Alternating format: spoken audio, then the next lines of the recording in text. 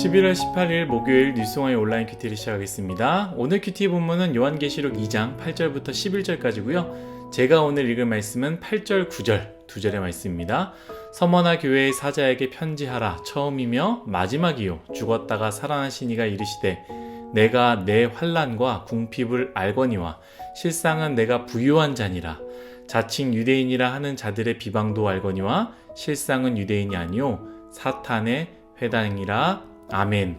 오늘 여러분들과 나눌 큐티의 제목은요, 세상 누구도 당신을 정의 내릴 수 없습니다.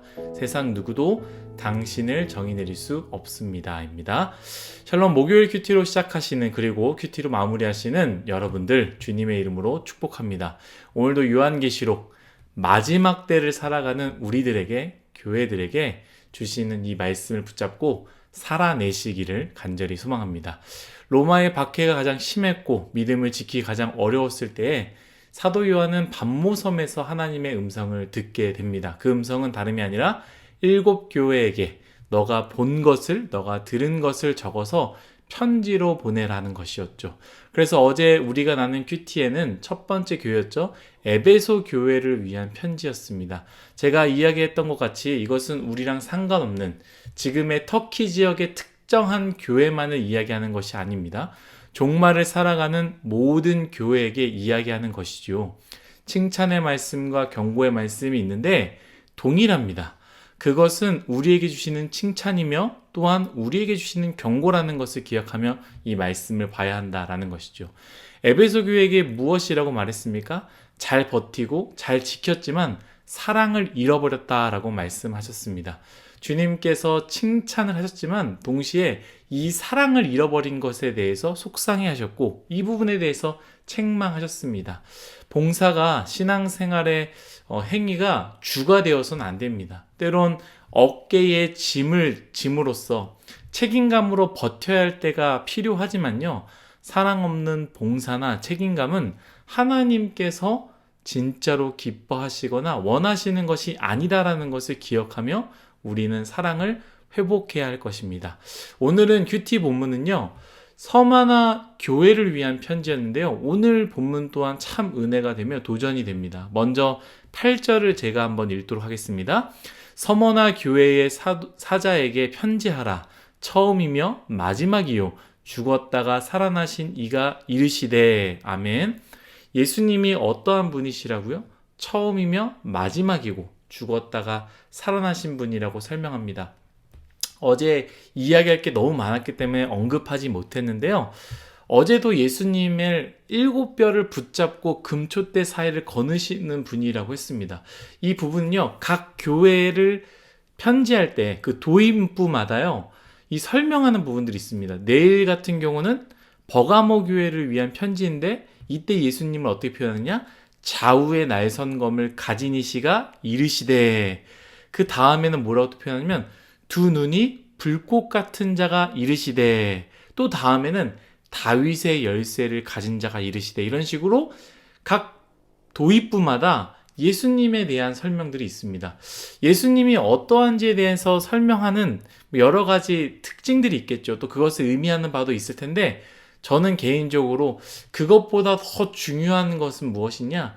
이 편지들이 단순한 편지가 아니라 개인이 개인에게 보내는 편지가 아니라 예언자적 메시지로 봐야 한다는 거예요. 예수님께서 이 편지를 보냈다라는 것이죠. 이 사도 요한이 내가 생각하기에 7 교회는 이러이러합니다가 아니라 예수님께서 이 편지를 보냈다. 예언자적 메시지로 봐야 한다라는 것이죠. 그래서 구약의 예언서들, 대예언서, 소예언서들 있죠. 여기 보면요, 특징들이 있습니다. 전능하신 주가 이렇게 말씀하시니라 라고 시작하는 부분들이 엄청나게 많다라는 거예요. 우리가 나눴던 에스겔 말씀에서도 또 예레미야 말씀에서도 아모스 말씀에서도 수많은 예언서에 내가 너희에게 말하는 것이 아니라 사람이 볼 때에 너희는 이렇게 조금 바뀌었으면 좋겠어, 이것이 아니라 하나님께서 이렇게 말씀하셨다라는 것을 강조하는 것이죠. 그래서 바울이 자기 자신을 설명했을 때 제가 이 부분을 가지고 한번 얘기를 했었습니다. 바울이 편지를 쓸 때마다 그 앞부분에 본인이 어떠한 사람인지를 이야기하는데요.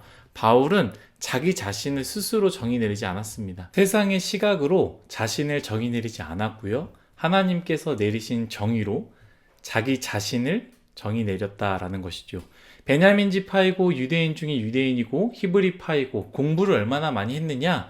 세상에서 보았을 때, 세상의 그 정의의 기준으로 봤을 때는 굉장한 인물이었지만 바울은 그 정의에 대해서 배설물을 여기고 자기 자신을 그리스도의 종으로 정의 내리지 않습니까? 우리 교회는 이렇습니다. 우리는 이렇게 하고 있습니다. 나는 이렇습니다. 나는 저렇습니다. 이것이 중요한 것이 아니라 주님께서 말씀하신 것이 진짜이고 진리이며 우리는 그것을 알아야 한다라는 것이죠. 이 교회를 설명할 때에 사도 요한의 개인적인 내용이라면 크게 사실 중요하지 않을 수 있습니다. 바울이 모두 저처럼, 자기처럼 결혼하지 않기 원한다라고 말했지만 이것은 예수님의 뜻이 아니라 자신의 의견이라고 말하지 않습니까?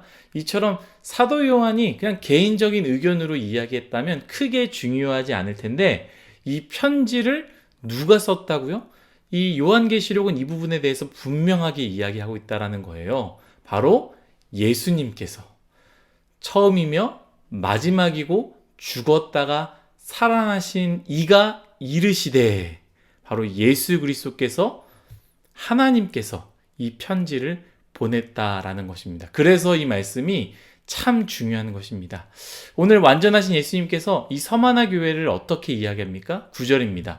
내가 너의 환난과 궁핍을 알거니와 실상은 너가 부유한 자니라. 아멘. 실제적으로 굉장히 고통 가운데 있었던 것 같습니다. 환난과 궁핍 가운데 참 어려웠겠지요. 주님께서 그것을 안다. 내가 모르지 않는다. 내가 늘 너와 함께 있으므로 다 보고 있다. 라고 말씀하시는 거죠. 그런데 처음을 보았고 마지막도 알고 있는 내가 너희를 누구인지를 정의하는데 실상은 너희는 부유한 자다 라고 예수님께서 말씀하셨다라는 것이죠. 사랑하는 일송아 여러분, 제발 여러분들은 세상 사람들이 정의하도록 내버려 두지 마십시오. 세상 사람들이 정의 내리신 것에 동의하지 마십시오. 그리고 여러분들이 여러분 자신 또한 스스로 정의 내리지 마십시오. 오직 우리를 정확하게, 진실되게, 확실하게 정의 내리실 분은 오직 하나님 뿐이십니다. 궁핍과 가난이 있다 할지라도 주님께서 부유하다면 우리는 부유한 것입니다. 오늘 말씀의 그 부유가 어떠한 부유인지 신학적인 의미가 있겠죠. 육체적으로는 궁핍하지만 영적으로는 가난하다. 혹은 진짜로 궁핍한데 앞으로는 부유해질 것이다. 이러한 여러 가지 해석들이 있겠지만 그러나 중요한 것은 구약의 예언서 에스겔 때에 나눴죠. 하나님께서 하신 약속, 그 말씀은 반드시 이루어진다라는 것과 같이 실상은 부유하다 말씀하셨습니다. 그렇다면 부유한 것입니다. 이미 부유한 것이고 앞으로 부유해질 것이다 라는 것이죠. 반대로 9절 마지막 부분이죠. 자칭 유대인이라는 자들의 비방도 알지만 실상 누구라고요? 유대인이 아니라는 것이죠. 당신은 진짜 그리스도인입니다. 막 이렇게 박수를 받을 때에 그렇게 생각할 수 있습니다. 아, 내가 그리스도인인가? 그런데 여러분, 이 박수를 믿지 마시고 종교 행위로 여러분들의 11조로 내가 가지고 있는 직분으로 여러분 자신을 정의 내리면 안 된다라는 거예요. 내가 직분을 가지고 내가 빠짐없이 이러한 것들 저러한 것들 하고 있으니 나는 유대인이겠지, 아브라함의 자손이겠지 라고 이야기할 수 있습니다만 그렇지 않다라는 겁니다. 여러 번 이야기했지만 삭개오가 유대인이지만 모든 사람들이 유대인이 아니라고 정의 내리지 않습니까? 그러나 삭개오가 예수님을 만나 진심으로 회개했을 때 예수님께서는 삭개오에 대해서 다시 한번 정의 내려주십니다. 뭐라고 정의 내리십니까? 삭개오는 여전히 세리장이지만 삭개오는 아브라함의 자손이다라고 정의 내려주셨다라는 거예요. 여러분, 하나님에 의해, 말씀에 의해 우리는 정이 내려져야 합니다. 마지막으로 이제 10절을 보면요, 우리가 이건 무슨 뜻인지 하는 말씀들이 있어요. 첫 번째는 너희가 10일 동안 환난을 받으리라. 두 번째는 이기는 자는 둘째 사망의 해를 받지 않으리라. 저는 사실 오늘 이 말씀은 안 나누려고 했는데 하도 이단들이 이것을 가지고 잘못 사용하는 것들이 있어서 제가 이 부분에 대해서 간단하게 코멘트 하겠습니다. 이것은 좀 구약의 이해가 부족해서 그런 것입니다. 너희가 10일 동안 환난을 받으리라 라는 의미는요, 하나님의 말씀을 잘 알고 있는 유대인이라면, 이 당시 문화권에 있었던 사람들이 이 편지의 내용을 읽으면 당연히 그냥 이해할 수 있는 내용들이었다라는 거예요. 10일 동안 환난을 받으리라는 것은 무엇이냐? 다니엘 1장 12절에서 15절의 말씀을 가지고 온 거예요. 다니엘에게 주어진 첫 번째 시험 무엇입니까? 열흘 동안 시험하겠다라는 그 말씀. 기름진 고기를 먹지 않아도 우린 채소만 먹어도 하나님께서 우리를 더 좋게 만들어 주실 것입니다. 더 기름지게 만들어 줄 것입니다 했을 때에 열흘 동안 시험하라 라고 말씀하지 않습니까? 이것을 가지고 온 말씀이라는 거예요. 그래서 이 유대인들은 이 말씀을 읽을 때, 유대인 그리스도인들이죠, 이 말씀을 읽을 때 당연히 이해할 수 있는 부분입니다. 근데 이걸 가지고 막 이상한 이야기를 갖고 오고 끌고 오고 하는데 그게 아니다라는 거예요. 고난을, 환난을, 시험을 받겠지만 결국 다니엘과 같이 하나님께서 그 시험을 끝내 이기게 하실 것이다 라는 것이죠. 또 마지막 절에 이기는 자는 둘째 사망의 해를 받지 아니하리라는 말씀이 있습니다. 이것은 더 쉽게 해석을 하자면 두 번째 죽임이 너를 해를 입히지 못할 것이다 라고 말할 수 있는데, 이 말은 무엇이냐? 육체의 죽음은 누구에게나 있습니다. 첫 번째 죽음은 다 죽는다는 거예요. 믿는 자든 믿지 않는 사람이든 모두가 죽음을 만나게 될 것이고 그 죽음에 의해서 우리는 다 해를 입는 것이죠. 그러나 예수님께서 다시 올 때에 심판이 있다라는 거예요. 이기는 자, 모든 시험을 승리하는 자, 사단에게 굴복하지 않은 자, 끝까지 믿음을 선택한 자는 그 심판에서 두 번째 죽음, 곧 완전한 죽음은 우리를 더 이상 해치 못한다라는 의미가 바로 오늘 말씀이다라는 거예요.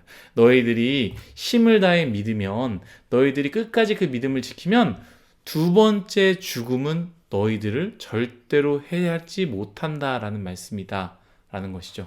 사랑하는 일송아 여러분, 오늘 우리에게 주어진 말씀을 좀 기억했으면 좋겠습니다. 여러분, 그 누구도 여러분들을 정의 내릴 수 없습니다. SNS를 보면서요, 남의 화려한 삶을 보면서 여러분들을 정의 내리지 마십시오. 다들 화려한 삶을 사는데 나는 이게 무엇인가? 반대로 힘들게 사는 사람들을 보면서 여러분 또한 정의 내리지 마십시오. 힘들게 살고 어렵게 사는 사람들 보면서 나는 괜찮은 사람이다 라고 정의 내리는 실수를 하지 마십시오. 이렇게 해서도 안 됩니다. 둘 다 옳지 않습니다. 오직 하나님의 말씀에 의해서만 우리 자신이 정의 내려져야 합니다. 세상 사람들 여러분 쓸모없다고 이야기하십니까? 세상 사람들 참 너는 이제 앞으로 뭐하고 살래라고 이야기하십니까? 그 말씀에, 그 말에 정의 내리지 마시고요.